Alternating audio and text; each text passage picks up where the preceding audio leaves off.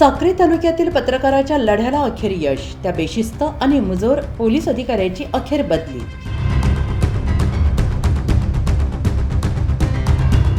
साक्री तालुका पत्रकार समन्वय समितीने पोलीस उपनिरीक्षक यांच्या विरोधात लाक्षणिक उपोषण केल्याचा निर्णय घेतला होता।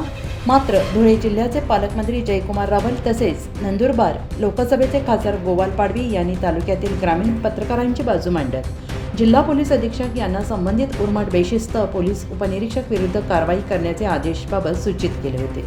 संबंधित पोलीस अधिकाऱ्याची उचलबांगडी करण्यात आली असल्याची माहिती पोलीस निरीक्षक वळवी आणि साक्री तालुक्याचे तहसीलदार सोनवणे यांनी दिल्याने उपोषणाला तुर्तास स्थगिती देण्यात आली आहे।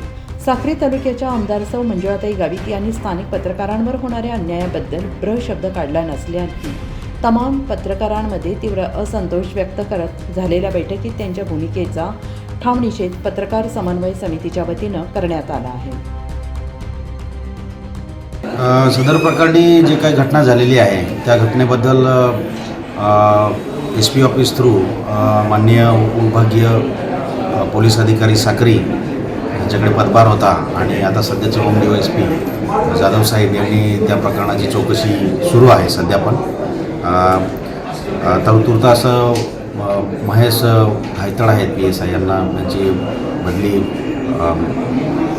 मागणीनुसार या ठिकाणी करण्यात आलेली आहे आझादनगर पोलीस स्टेशनला।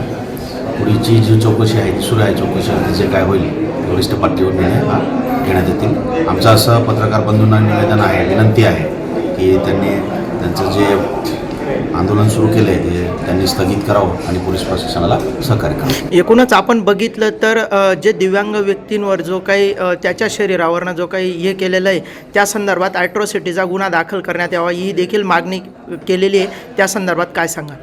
चौकशी सुरू आहे। चौकशी अंतिम जे होईल ते आपल्याला कळवण्यात येईल। Okay sir, thank you. Chandrashekhar Ahirrao, Janvishwas news, Dhule.